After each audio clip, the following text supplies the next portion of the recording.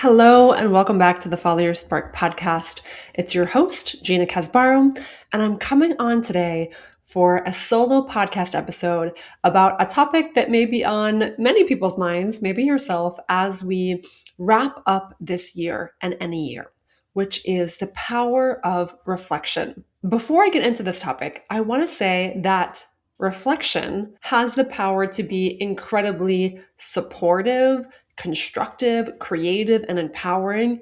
And reflection also has the power to be destructive, to be disempowering, to be critical and judgmental. So today we're going to be talking about how to use this as a tool intentionally to actually build up confidence, to build up gratitude, to distill lessons and learnings from yourself and your life, and how to use this as an incredibly valuable practice that fuels you and supports you in the years to come.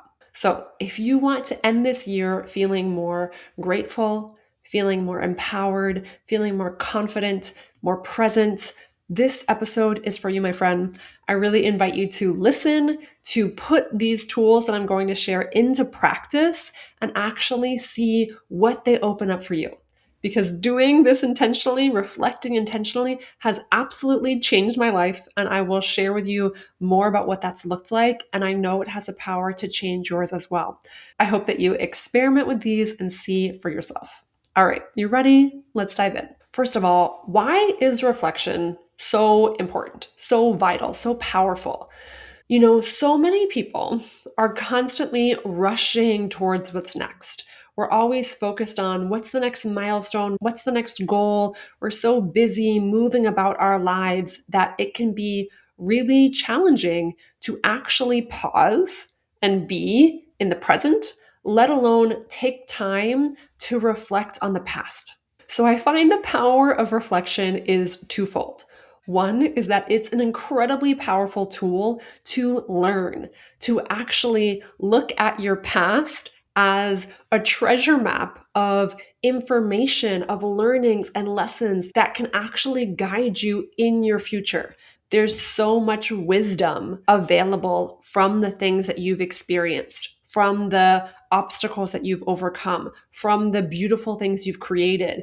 And if we don't take time to actually reflect and ask ourselves these questions, we're leaving behind so much treasure, so much valuable information that we could be learning. We're used to reading books and looking for information and guidance externally, and there's so much wisdom available inside of us and inside of our own lives.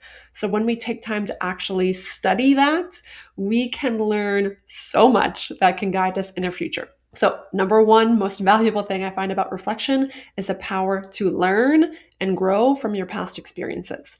And the second incredibly valuable part of reflection is the ability to enjoy yourself and your life in this moment, to actually feel proud of and grateful for your past, and to use this as a moment to pause and take stock of where you are right now instead of constantly seeking and searching for something externally. And again, we're going to get deeper into two different practices that can really help you do that, to learn from your past and enjoy the present. And another thing I will say is that I've been hearing this word show up recently in the collective, in social media, in different websites. And I think that there's a reason that this word is showing up again and again and again in the collective space right now. And that word is metacognition. And what I've seen in studies and research and people talking about is that the highest form of intelligence isn't IQ, it's not how much you know, how many degrees you have, how much you've studied. It's this concept of metacognition. And what metacognition means at its essence is the ability to think about your thinking, to notice what are the thoughts going on in your brain and what impact do those thoughts have on you. That is what these studies are talking about, the most valuable form of intelligence, the most powerful catalyst and skill that supports growth and evolution. this tool of reflection that we're going to talk about in these different ways to experiment with it is also a way to develop this skill of metacognition, to think about your thinking, to notice the stories that you're telling yourself, to notice the impact that they have on you, so that you can begin to choose thoughts that empower you instead of drain your energy. So again, the skills that we're going to talk about today are going to support your intelligence, your ability to grow, your ability to progress and create beautiful things in your life. Okay, so the first practice I want to share with you is all about learning. And it's about looking at the past and seeing where you've experienced a quantum leap and what has helped you do that. So if you're looking at 2025, the exercise that I invite you to do is to ask yourself, where did I experience a quantum leap of growth this year? And when I say quantum leap, what I mean by that is something that feels like a big breakthrough. An example of this is going from crawling to walking. That in one phase of your life, you couldn't walk, you couldn't fathom the idea or concept of walking, and all of a sudden, you were able to walk. You were able to develop a new skill. You were able to create something that you had never created before. You were able to think in a new way, show up in a new way that felt like a massive breakthrough, that felt like it required you to do something completely differently, to be someone different than who you were in the past. So when you think about 2025, what feels like a quantum leap for you? And this doesn't have to feel profound or massive to anyone else. It just needs to be meaningful to you. So again, this can be that you showed up differently in relationships this year than you ever did. Maybe there was one instance in a relationship that you can really point to, that you're really proud and happy of how you showed up, that was very different from patterns and ways of being that maybe you showed up in the past. This could be you doubled your income this year in your business. You're an entrepreneur and you had a massive growth leap in your career. This could be you had a big breakthrough in your health, something that you've been working on for a while, and you were able to create some new reality or new result for yourself. So take a moment to ask yourself, what feels like a quantum leap or a big experience of growth that you've had this year? And you're going to write one thing down on a piece of paper.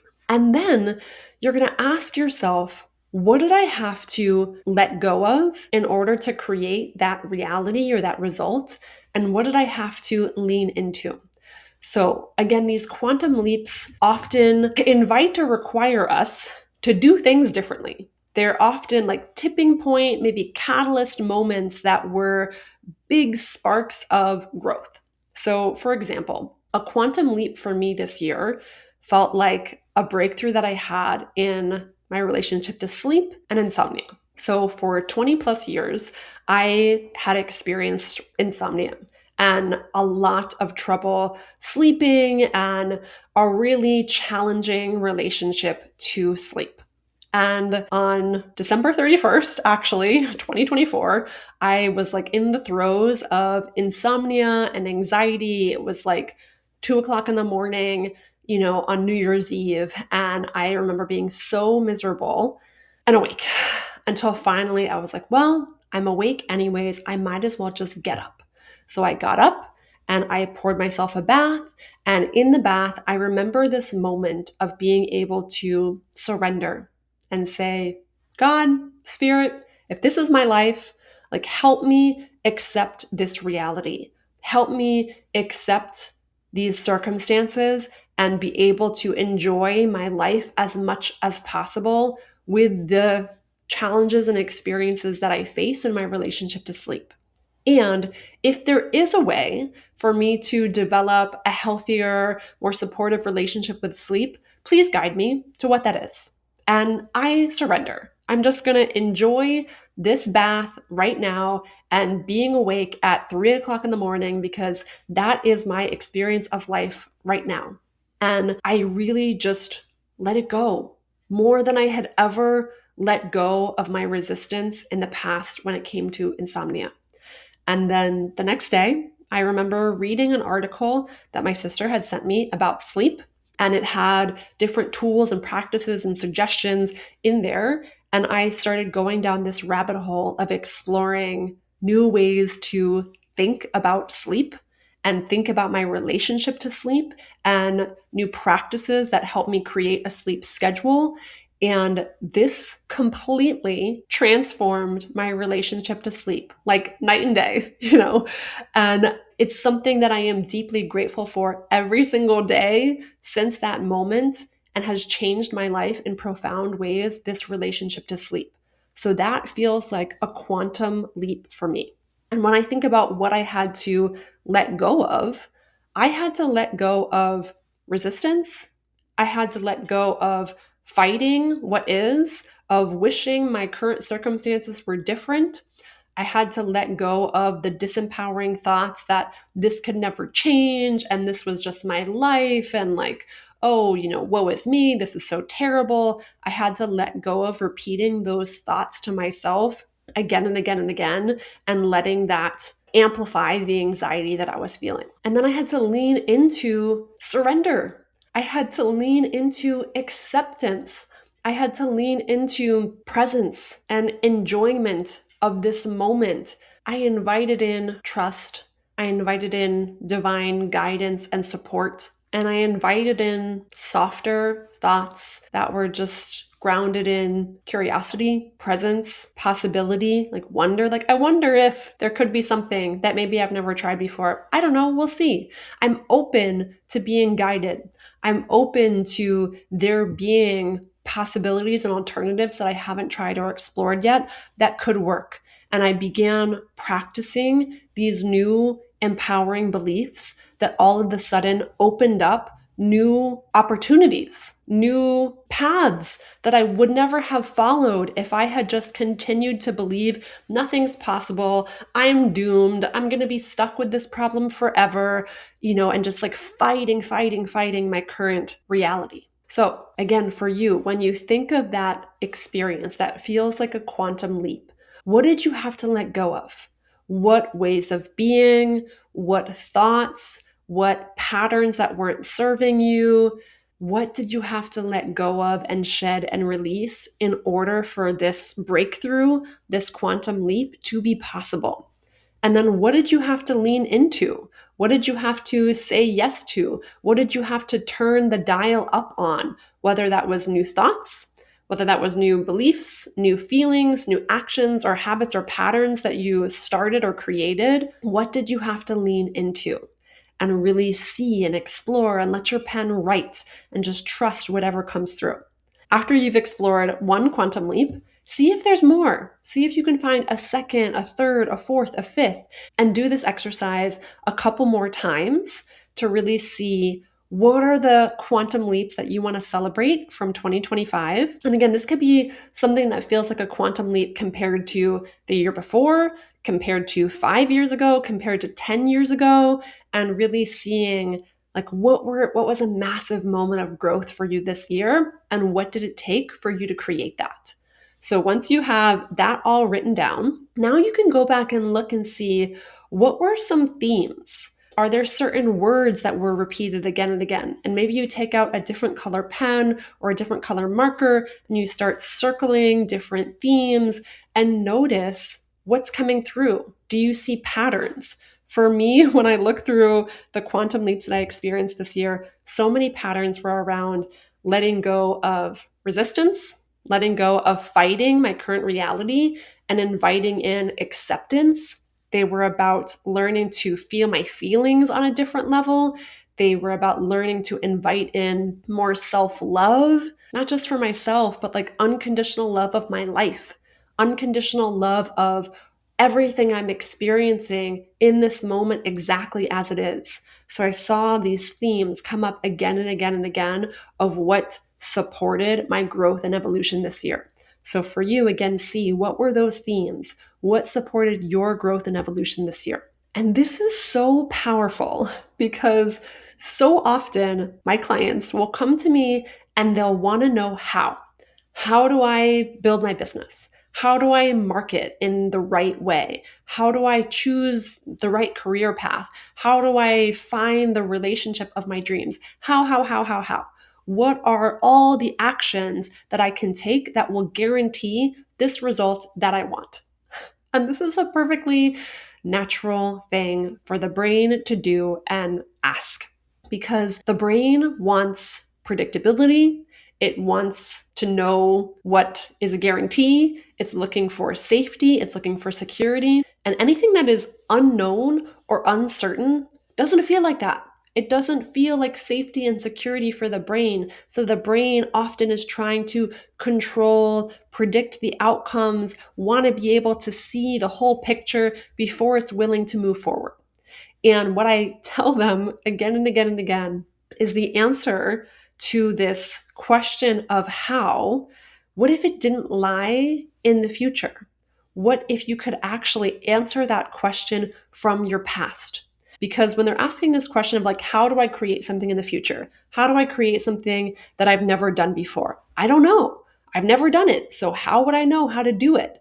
Versus, I bet that you have done things in your past that you have never done before. Actually, I guarantee that you have done things in your past that at one point you had never done before. So you can look at those examples, like we just did in this quantum leap exercise, and ask yourself, how did you do that? How did you do that? What helped you create that result? What did you have to let go of? And what did you have to lean into in order to create that result? And this isn't about finding out like, oh, I had to call this person and I had to share this many times on social media and I had to XYZ, like the explicit actions that you had to take. This is about uncovering who you had to be, how you had to think, what you had to believe, how you had to show up in your life that helped create that result.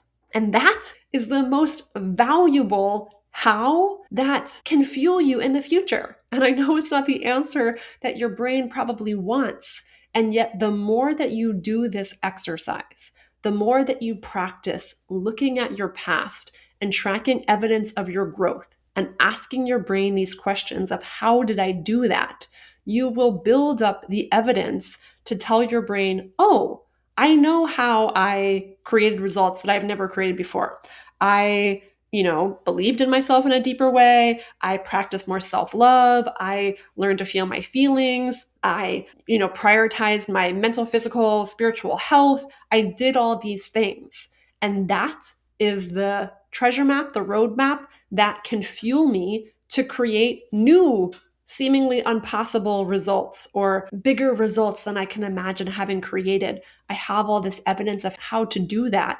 And it comes from who I'm being, how I'm thinking, and how I am showing up for myself and my life. So that is why your past is a literal gold mine of wisdom and information that can propel you in the future. This is something that can help you build confidence and courage and belief in your capacity from the inside out. The second practice is all about learning to enjoy yourself and your life right now. And this is a beautiful continuation of this quantum leap exercise and journal practice that you just did. To really distill all those lessons even further, you can ask yourself, what are the biggest ways that I've grown this year? Overall, what are those themes? What do I most want to celebrate or acknowledge myself for? And just start writing a list. You can write a couple things, you can write as many things that come through for you, and just ask yourself and ask your mind to answer that question. What are all the ways I've grown this year? What do I want to celebrate or acknowledge myself for? Now, I will say this, that I know this practice can be hard. And for many people, 2025 was a challenging year. I feel like every year comes with beautiful moments. It comes with difficult moments. It comes with obstacles. And we've been in this year of the snake, this year of deep shedding and release and sometimes heaviness and big karmic lessons that many people have been moving through. I know I have. So I know sometimes the brain might say, there's nothing There's nothing to celebrate. This year was, hard. And I want to say that negativity bias is real. It's something that our brain is trained for. It's trained to look at what's not working, where, I'm failing, what's the gap between where I am and where I want to be. And it's a muscle that so often we've practiced. And it takes practice, it takes redirection to ask ourselves questions like this. What's good? What's working? How have I grown? And look for evidence of those things. And again, this is the power of metacognition, of being able to reflect on your thoughts and notice if your brain is telling you there's nothing. There's no way I've grown. There's nothing I've learned this year. Everything was terrible. Everything was hard. If that is coming up, simply notice. See if you can offer yourself some love and compassion and just, noticing that this is something that the human brain does. It looks for this negativity bias. And ask yourself, are you willing? Are you open to see things differently? Are you open to creating a new pattern? A positivity bias. I don't know if that's a thing that exists, but like strengthening this positivity bias of looking for what's good and asking yourself this question. So you can ask yourself the question of what are the biggest ways I've grown this year? You can also ask yourself the question of what's beautiful about myself and my life right now.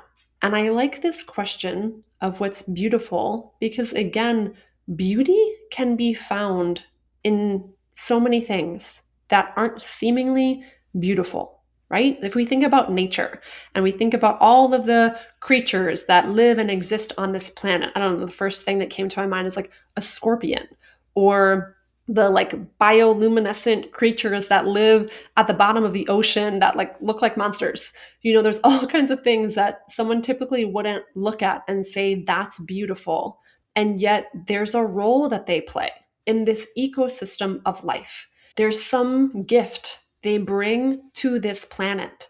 There's some way that they weave together into the tapestry of nature that is supportive and beautiful and generative.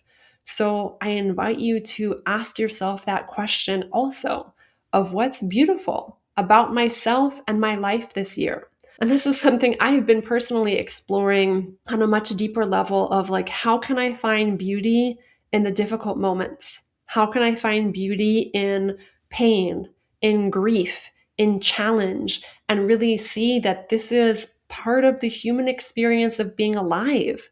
So this exercise of what are the biggest ways you've grown, what's beautiful about yourself and your life, this isn't about discounting any of the things that feel hard or pretending that you don't feel grief or pain if you do feel grief or pain in this moment.